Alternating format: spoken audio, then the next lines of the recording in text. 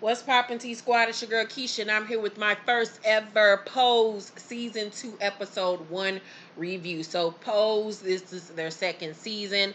Last season, when they debuted, I didn't do reviews because I didn't know what we were going to get, but it was an amazing first season. It was a revolutionary show. It was just off the chain. It just was nostalgic. The acting was great, the time period was great.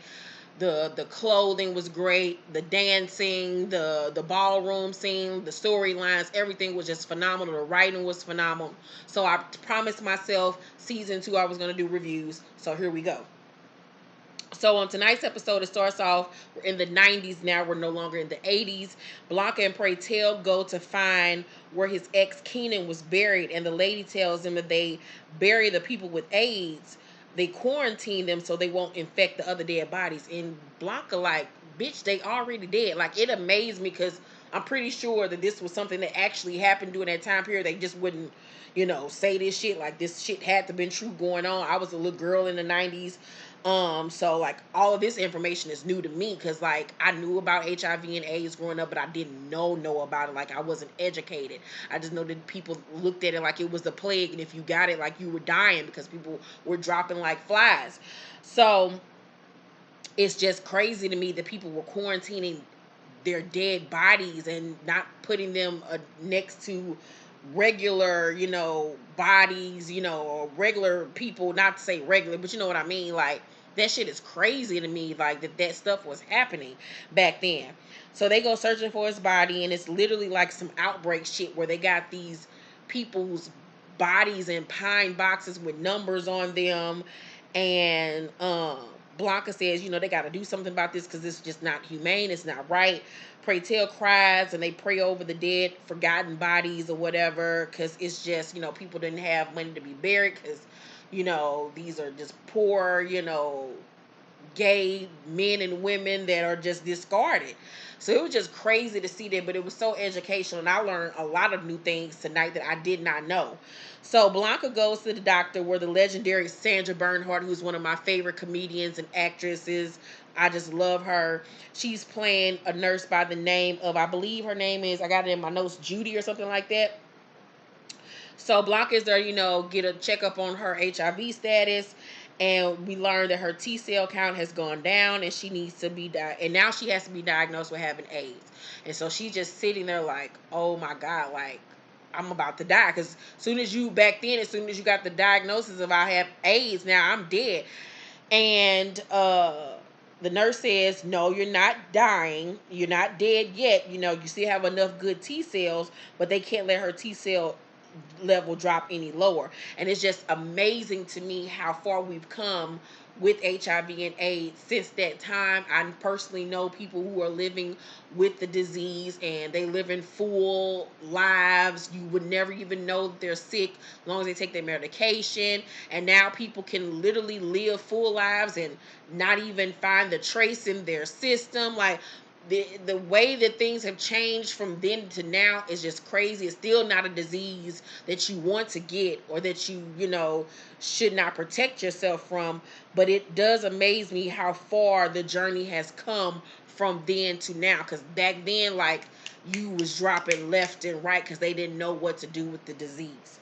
So um the nurse gives her meds to help. She says that when the wealthy white queens are dying, they give these nurses and stuff at these clinics leftover medication to help people that can't afford medicine. And I was like, wow, like, so a lot of gay and lesbian people that, gay and, lesbian people that were getting HIV and AIDS at that time that could afford it were leaving their medications to people that couldn't afford it, which was crazy to me. And it was just, wow, I was like stunned by that. So Blanca doesn't want the medication because she's heard so many horror stories about it. But the nurse tells her that she's in denial and she needs to hold on. And Blanca says she's more so worried about her kids than herself because she still has so much to fix in their lives and not her own. And I just want Blanca for once to look out for herself and do something good for her. But she's just such a giving person. It makes you just love her character even much more. You want her to live, you want her to fight and live a long period of time. I hope they don't kill her off the show. I pray that they let her character be the one of the people that is able to trudge through. So she ends up taking the medication. So everybody is living for Madonna's song Vogue. And now being an adult, because when, like I said, when Vogue came out, I was literally a child. And so I didn't know that Vogue came from the ballroom scene as a kid. Now as an adult, I know these things. And now as an adult, seeing the show and seeing how the dance crave, because at that time I just thought it was a dance crave. I didn't know that it was derived from black and gay, lesbian, homosexual people that took this dance and around the ballroom, and then Madonna saw the shit and made it mainstream. But I did not know that, they really thought at that time this was going to help them become more acceptable in, in the community, in the world. And this song was a beacon of hope for this group of people. Like, I had no idea, because I'm pretty sure that that's how people felt. So that just amazed me as well. So Blanca is telling the girls how the song is going to make change in the community and everybody's life, and people will become more accepting of them, and they will be able to be in videos and become stars and this and that. And then Angel comes out serving a look, and this strapless dress cunny giving me some old Malibu Barbie tees with this leopard print hat. I mean, she was giving you a look. The girls ain't for what Blanca talking about. They're like, girl, this damn song ain't gonna help do nothing for us. Girl, please. Angel ends up winning her category, which she deserved. Angel is coming into her cunt, bitch. Angel is my favorite character on this show. Angel, Poppy, and Blanca are my favorite. And Electra just gives me life just because of her judge, like the bitch. And Pray Tell, I love Pray Tell too. Those are my favorite. But Angel, she just holds a special place in my heart. Like, I just love her. So we then find out, even though she's winning the categories at the balls, lo and behold, Angel's still on the block selling puss, selling badussy. So Blanca pulls up on her ass, though, in a cab and check her about still, ripping the runway on the goddamn street corners trying to sell her booty hole. She was like, girl, I gotta do what I gotta do, bitch. Like, I ain't working on minimum wage job. So Blanca tells her to get in the car, I'm gonna take you somewhere. I got a surprise for you. She tells her about this modeling contest that she saw in a magazine. Angel don't think that she has it to make it. Blanca like, bitch, I'm telling you, you got it. This Madonna song is about to change our fucking lives. So Lulu and Candy at a funeral, baby, talking cash shit. I love Lulu and Candy too, because they just the comic relief of the show. And Candy, bitch, gives me life, bitch, because that bitch is always angry and mad and fucking up something. Pray Tell overhears them and cusses them out, bitch, and call them some hard-hearted hoes and tell them to show some fucking respect for the dead. Judy, the nurse, arrives and they pay their respects, and then she takes him to a meeting on ACT UP fighting against AIDS with a bunch of white queens that he is not feeling. He is not here for her white queens activism, and she check his ass real quick and tell him to bring his ass on up in here. So they find out they're gonna have a protest coming up at a Catholic church, because the Catholic Church has been telling people that abstinence is the only way to fight AIDS and that condoms don't work. And it's crazy to me that the Catholic Church was actually telling people this at that time. Like, what? Like, what? Like, that shit is just mind-boggling to me, bro. So Pray Tell ends up getting into the movement, and he ends up just like full-fledged ahead, wanting to protest and get involved and fight for their rights. So Blanca, Angel, and Poppy go to the audition. Angel don't want Blanca to leave her because she don't feel like she's gonna be confident without Blanca. But Blanca like, girl, if I go in there with you, they gonna know that bitch, I got a dick between my legs, and so the fuck do you. So she goes in by herself, and she's hella awkward. But baby, I was living for that goddamn chevron print denim outfit. I need that in my size immediately, because you know that 90s look is all the way back into style, and that outfit with some sneakers, bitch, will be off the chain right about now. So um she ends up giving the lady her audition sheet, and her Polaroid pictures, and the lady's like, oh, you took your own pictures. This is cute, bitch, but we gonna need some professional headshots, not no Polaroids. And Angel like, I can't afford that, girlfriend. So the lady hooks her up with a photographer that she knows and tells her to bring the photos back to her personally so she could be in the semifinals. And I was like, yes, Angel, get it, bitch. So she go back outside and she tell Blanca and Poppy that she's made it to the semifinals, and they go to fuck off, and they like, I told you, bitch. And I was just so happy for Angel, considering where she was season 1 and now where she's at season 2. And I just pray everything works out for her. So at the crib, but I hope her little love interest from last season come back, because I still see it for them, but I also see it for her and Poppy. So at the crib, Pray Tell asks Damon when Ricky is going to be home, and he says next week he can't wait. And I was already knowing last season when Ricky got the opportunity to go dance background for Bobby Brown that this relationship was going to be on their last leg, that Ricky was out here laying low and spreading the wild all over the United States, and he's about to come back on some bullshit. So I'm already ready for the downfall of that relationship. So Blanca steady telling them how the song Vogue gonna go mainstream and how their lives are gonna change. And Pray Tell her, bitch, it ain't gonna happen. Blanca is making Damon teach a voguing class instead of sitting around looking at dirty magazines and shit in his spare time. Pray Tell them they should be going to the protest. As Electra walk her ass in her late for dinner, bitch, and she come in reading everybody for filth. Blanca tells her and everybody that as house mother, she is demanding that they all go to this protest. So at her job, Blanca is asked to work extra shift, and she can't. She tell the lady, I got to be there for my friends. And the little Chinese lady tell her, you should be kissing my feet because no one else will hire you because they want a real woman to work on them. And Blanca was looking like, oh, really, bitch? Okay, well, I quit. And how about I'm going to get my own shop? When I do, I'm going to come back and take all your motherfucking clients, bitch. Y'all be fucked up, ling ling. So they all go down to the church, and people are looking at them as they come in like, who the fuck is these niggers? Because, it's a Catholic church. So they all lay down on the ground, and the cardinal asks the rest of them to pray. As Angel says, condoms will stop the spread of HIV and AIDS. The police come in and escorts them out and shit, and it's just a whole big-ass melee.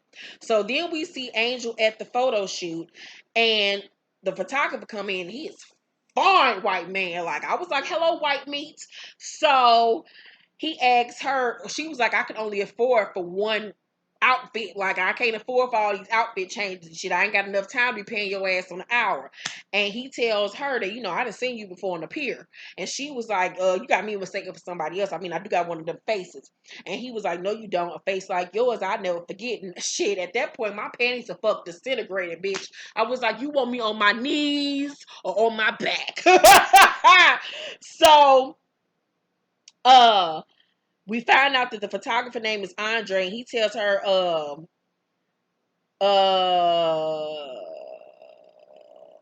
I'm sorry. So Angel's like, I don't do that no more, Poppy. Like, so you gonna shoot me or what?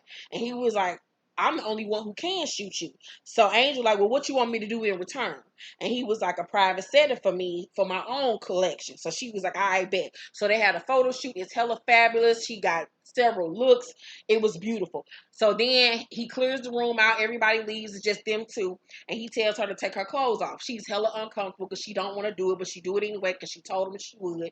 And then he tells her to take her panties off. And she like, man, this some bullshit. She take her panties off, and then he tells her to stroke her dick.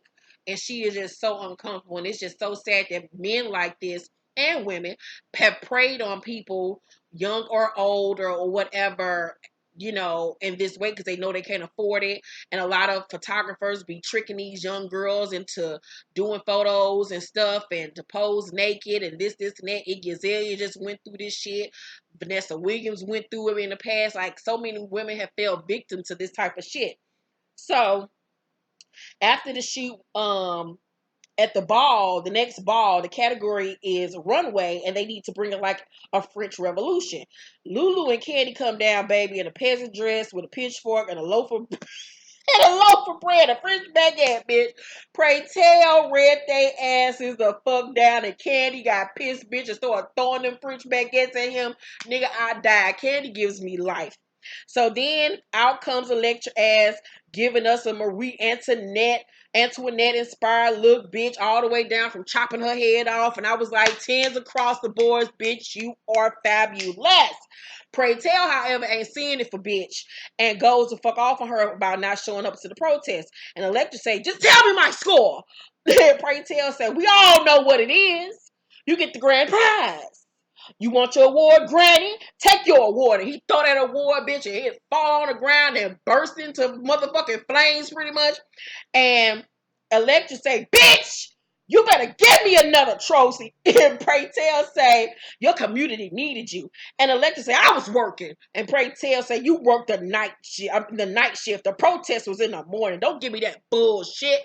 And then Electra say, what did I miss? A bunch of fags holding hands, screaming into the wind. That bitch don't give a fuck about nobody but herself. Pray Tell say, I went to jail. And so did 100 other people. But you were more worried about a damn trophy instead of the government spreading the lies about us. Wake up! Because they don't give a fuck about us. And he was like, you know what, homeboy in the audience, come up here and handle this. I'm about to get the fuck about here because I can't deal with you niggas. And he leaves. So then the category continues. And before I even continue on, Electra was so wrong. Electra is so self-centered. She's all about herself. She's so narcissistic. And I do not want Blanca running to that bitch's aid this season. Like, cause she is such a bitch to them. Like, I'm tired of her being able to be a bitch and a cunt to everybody, but then when she falls on hard times or something fucked up happens, she want to come running in for help. Nah, bitch, you need to stand up on your own since you such of a bad bitch. That's the part about Electra character I don't like. So the category continues with a new announcer. Angel rips the runway with Poppy and Damon blowing her with a fan, bitch, giving her the look like she Beyonce on a Mrs. Carter tour, bitch. And the announcer asked if they were real models, would they stack up on the newsstands, would make Angel kind of doubt herself because, you know, that's what she's trying to be in real life, a real model.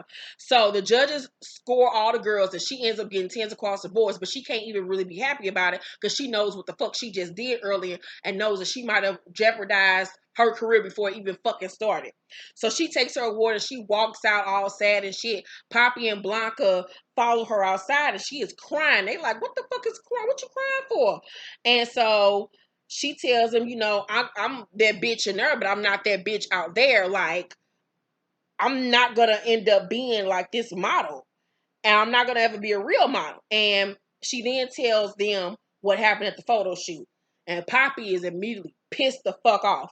And Angel was like, you know, what if he sells into a dirty magazine and I'm labeled this, you know, this trans woman, like she was just in tears. So then next thing you see is them running up on Andre, Poppy beating the shit out of him as Blanca asks him where the photos at. She get the negative and she get the fucking photos from the shoot and they are gorgeous. And then we see Angel take the photos to the lady at the contest and she's like, look, bitch. You don't know what I done went through to get these goddamn photos. I need a real shot. A real motherfucking shot. And the lady look over her photos and she say, beautiful.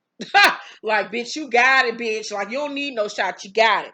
So then we see Blanca scrubbing the floors like she is just a mess. Angel is crawling on the floor trying to talk to her. She's being playful. But we find out Blanca is stressed out and she tells her that her T-cell count is low. And Angel then makes her take off her gloves and puts her hands up to her face. And they just have a quiet moment for a second. And then she says, I made it to the top 10.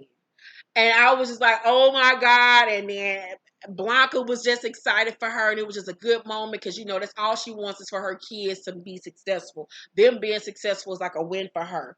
So Pray Tell, at dinner, cheers her and Blanca over dinner. Blanca wants the news to come down to the ball so they can do a story on them. But Pray Tell, like, I ain't here for all that bullshit. No. Then Electra comes in late again, talking shit. And Blanca asks her why she just can't be nice. Like, why you just can't be nice? Why you just can't fucking say you sorry? And Electra reminds them that Pray Tell just fucking disrespected her a few days ago. And Pray Tell say, no, the fuck I didn't. I just called your ass out on your bullshit. Blanca says, you know, you ain't even pay rent this month. And she was like, neither did none of these motherfuckers pay rent. And Blanca was like, they don't have a job, bitch. You the fuck do. Meanwhile, you coming in here with furs and all this doodads and shit with your ice out chains. Where you getting all this money from, Electra? And Electra was like, I don't owe you anything. And she calls them some slum rat whores, bitch, and say she ain't about to eat no 99-cent food made out of prison water. And she flip over the table and say she's out. You ain't got to put her out. And she better not come back to the ball because she going to give her the business, bitch, and run her up out of there. And I was like, see, bitch, this is why can't nobody be nice to your old ass. And so then we see her go to Lulu and Candy's apartment and tell them now she joining their house because the bitch need a new place to stay. I was like, oh, mooching ass bitch.